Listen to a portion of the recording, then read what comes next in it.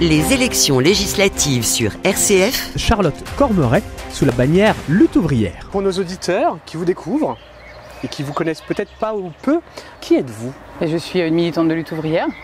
J'ai 40 ans, je travaille dans un collège du quartier Croix-Rouge à Reims. Alors, bien évidemment, vous avez décidé de vous lancer dans cette députation. Quel est l'élément déclencheur qui a dit « j'y vais, je veux être candidat, je veux être député et porter certains projets » ?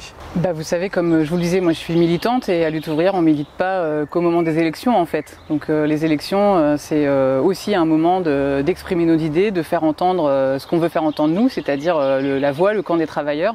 On le fait dans les élections comme on se bagarre le reste de l'année pour faire entendre ce camp.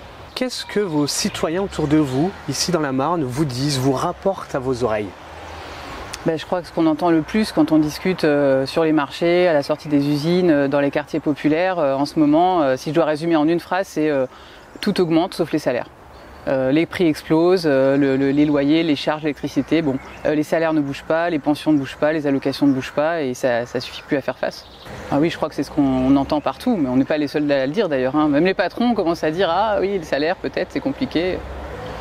Et bien évidemment, avec toute cette expérience et ces retours que vous avez, partir à la députation, être député, quelle est un peu la mesure phare justement que vous allez essayer de mener pour qu'elle existe et améliore justement peut-être les conditions de vie et les conditions salariales ?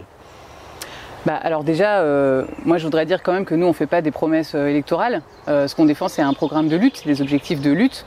Mais lutter aujourd'hui, ce serait d'abord, par exemple, sur cette question pour qu'il y ait une augmentation générale des salaires déjà qu'il faudrait imposer. Pas de salaire, de pension, d'allocation en dessous de 2 000 € par mois. Aujourd'hui, ça serait un minimum. Ça serait peut-être même dépassé demain par l'inflation. Donc c'est cette augmentation des salaires et surtout son indexation, leur indexation des salaires, des pensions et des allocations sur les augmentations de prix. Je crois que ça, ce serait la mesure vitale pour laquelle il faudrait être prêt à se bagarrer dès maintenant. Et nous, on défend cet objectif de lutte. Vous savez, on est une terre agricole, c'est une grande industrie ici dans la région. Comment la lutte ouvrière va apporter un peu travailler auprès de nos agriculteurs et viticulteurs ici dans la région ? Vous faites bien de parler justement de ça parce que ici, Épernay, c'est la capitale du Champagne. Justement, moi je pense qu'on peut parler aujourd'hui d'industrie du Champagne. Il y a des grands capitalistes du Champagne. Et je dirais pas la même chose du coup sur les ouvriers viticoles qui s'usent la santé dans les vignes ou les ouvriers dans les caves et certaines grandes fortunes qui se font sur cette exploitation. Ici, on connaît bien Bernard Arnault, c'est l'homme le plus riche de France.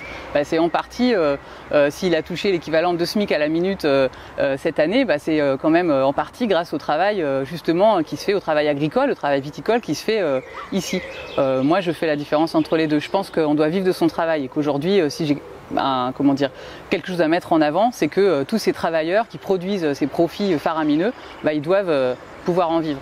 C'était donc Charlotte Cormeret pour Lutte ouvrière.